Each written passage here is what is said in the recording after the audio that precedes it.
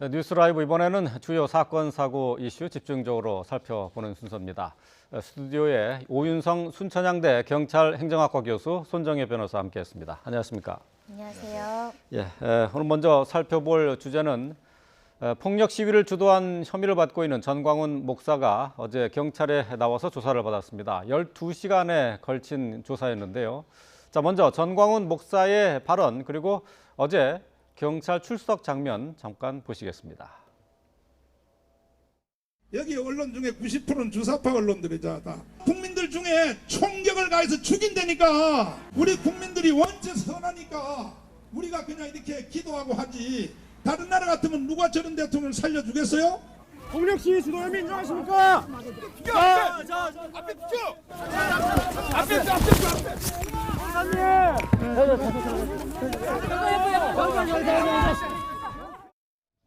네, 어제 경찰서 앞에서의 혼란스러운 장면까지 함께 보셨는데요.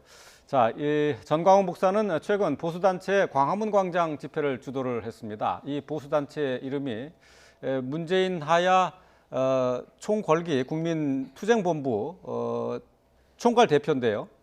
자, 이 전광훈 목사는 이 단체 이름에서 알 수 있듯이 내란 선동 혐의로 이미 고발이 돼 있죠. 6개 넘는 혐의로 이제 고소 고발이 이루어져 있는 상황이고요. 어제 조사에서는 집회 시위에 관한 법률 위반만 조사가 이루어졌다고 합니다.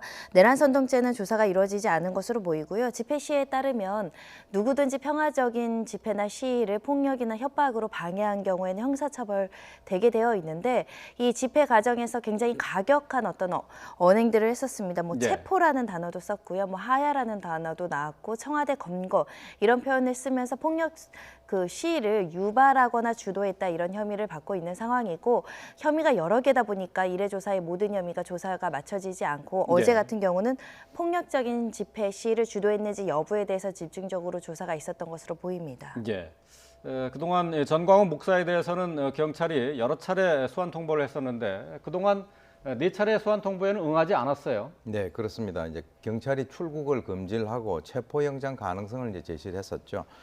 경찰은 일단 이제 그 집회를 주도한 이 전광훈 목사가 폭력 시위를 기획한 것으로 의심을 하고 지난달에 그 집회 관계자의 휴대전화에 대해 가지고 압수수색을 하고 현재 이제 통화 기록 문자 분석을 아마 끝냈다라고 들었습니다. 그래서 이를 토대로 해서 직접 지시를 했거나 또는 방조 사실 여부 등을 중점으로 해서 조사를 한 것으로 보이는데 이번에 이제 출석을 하면서 이제 전광훈 목사 같은 경우는 투쟁본부 관련돼서 국민대회 관련 조사를 자기는 받으러 왔다라고 얘기를 하고 있고요. 그리고 본인을 조사를 해보면 다 드러날 일이다. 당시 불법 행위로 연행된 그 탈북자들과의 관계가 없다라고 부인을 했습니다. 그리고 이제 조사받을 가치가 없다고 생각을 했기 때문에 그동안에 4회에 걸친 그 소환에도 불응을 했다라는 이유를 밝혔습니다.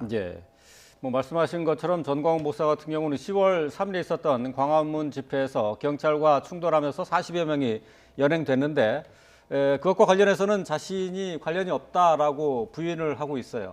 그 당시에 경찰 저지선이 있었습니다. 질서 유지선을 넘어서 청와대로 돌격을 하겠다 이런 구호를 외치면서 여러 명이 사실은 폭력적인 행동을 해서 46명이 지금 체포돼서 조사를 받았던 상황이기 때문에 그럼 이렇게 폭력 행위를 주도하고 집회에서 여러 가지 질서 유지권을 무너뜨리고 이렇게 비폭력적 그러니까 폭력적인 시위를 한 부분에 대한 총 책임자를 밝히는 것이 경찰이 우선적으로 해야 될 것인데 그 당시에 이런 폭력적인 어떤 상황에 대한 유발을 전광훈 목사가 한 것이 아니냐.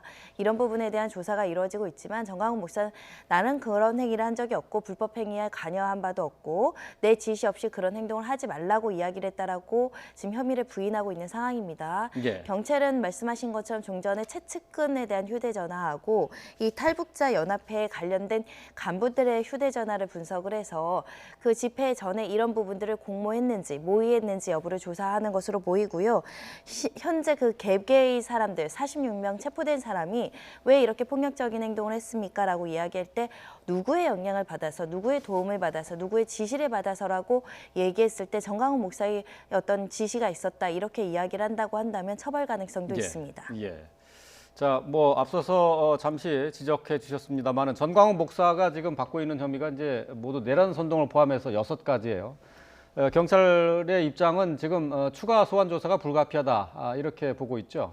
네, 이번에 이제 그 조사를 한 것은 주로 이제 집시법을 대상으로 해서 조사를 했기 때문에 지금 그 6가지 정도의 그 혐의를 받고 있는 이 사항에서 경찰의 입장에서는 이번의 그 소환 조사만으로는 이제 충분하지 않다라고 이제 판단을 하고 있는 것 같고요. 그래서 이제 일단 그 집시법 위반 혐의로 이제 이번에 조사를 하고 난 이후에 추가적인 것은 이제 그 다시 또 할 예정으로 이제 보입니다. 예. 그런데 지금 이제 그 정강훈 목사 측에서는 그 지금 이제 정치자금법 위반이라든가 뭐 이런 그 기부금 관련돼서는 예비 시간에 헌금을 하는 게 무슨 불법이냐, 예. 법적 절차에 따라서 자기는 진행을 하고 있다라고 얘기를 하고 있고요. 그 다음에 지금 앞으로 이제 내란 선동 혐의로 만약에 출석을 하라고 하면은 출석을 하지 않을 것이다라고 하는 얘기를 하고 있습니다. 예. 그 오히려 앞서서 이 기독 자유당이 문재인 대통령을 내란 혐의로 고발한 사건을 동시 또는 먼저 수사를 해야 된다라고 하는 그 주장을 하고 있는 그런 상황이고요. 예. 그리고 이제 순국 결사대와 관련돼서도 이것이 사실은 그 청와대 진입을 위해서 조직을 한 것이 아니라 공격을 위해서 조직된 것이 아니다. 그러니까 즉 다시 말해서 질서 유지를 위해서 만든 것이다라고 지금 얘기를 하고 있는 그런 상황입니다. 예. 자, 정광훈 목사는 민주당 측에서 검찰의 내란 선동 혐의로 이미 고발을 한 상태고 김한정 의원 같은 경우는 역시 같은 혐의로 종로경찰서에 고발을 했어요.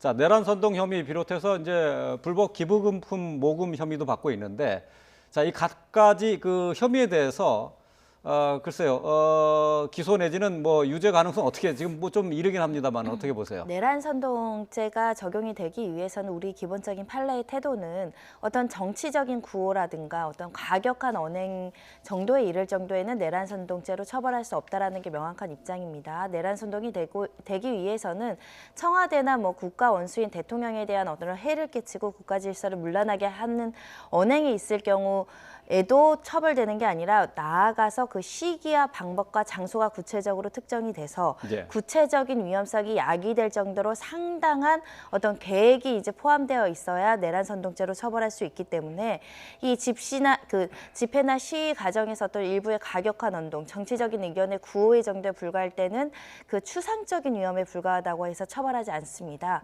그런 여러 가지 판례의 태도에 비춰봐서는 이게 집회 시위에서 폭력적인 어떤 시위를 유발을 했다. 그 정도에 이르는 폭력적인 언행이 있었다라는 평가는 가능할지언정 내란 선동죄에 이를 정도로 실제로 이게 청와대를 점거해서 국가 질서를 파괴할 정도의 구체적인 어떤 계획과 실행 방법이 마련되어 있다라고는 보기 어려워서 이 제명으로는 정광훈 목사가 처벌되기는 아직까지는 좀 부족하지 않을까라는 생각이 들고요. 예. 다만 이게 이제 정치적인 목적인 어떤 집회 시였지 이게 교회가 주최하거나 교회 예배당이거나 교인들이 모인 집회가 아니었습니다. 그럼에도 불구하고 그 현장에서 헌금을 가장해서 예. 돈을 모았다는 것은 기부금품 모집이나 정치자금법에 위반될 소지가 있고요. 누구든지 정해진 절차 없이 이렇게 모금을 하거나 할 수 없습니다. 그런 부분에 있어서는 처벌 가능성이 남아 있다라고 보실 수 있습니다. 예. 그러면 기부금품이나 이제 정치자금 같은 경우 적법하게 모금하는 것은 어떻게 하는 거죠? 정해진 절차에 대해서 신고하고 등록하고 사용한 목적이나 이런 것들을 다 보고를 하게 되어 있는데 사전에요. 네, 이 사건 같은 경우는 어떠한 사전의 준비나 절차나 신고나 등록이나 이런 것들이 이루어지지 않았기 때문에 이 보통은 이제 어떤 좋은 목적으로 기부를 할 때는 신고하고 목적이나 용도에 대해서 보고하는 절차를 거쳐야 됨에도 불구하고 그런 절차가 없었다. 그럼 예외적으로 교회 내에서 어떤 종교 활동으로서 기부를 했고 모금을 했다. 그리고 그 사용 목적이 교회를 위해서 사용을 했다. 그러면 예외적으로 허용될 수 있을 것인데 현재 이 성격은 종교적인 행사가 아니었기 때문에 그런 변명도 받아들여질 여지가 좀 적지 않을까 생각이 드는데요. 한 가지 이제 좀 면제를 받을 수 있다라는 부분은 실제로 그럼 이 돈을 모았고 네. 어디에 사용했는지 이런 네. 부분을 확인한다면 또 정당행위 범주에 들어갈 수 있다 이렇게 평가도 될 수는 있습니다. 사용처도 또 살펴봐야 되는 부분이 있군요. 예, 알겠습니다. 자, 전 목사의 어제 종로경찰서 소환조사 내용과 관련한 내용 짚어봤고요.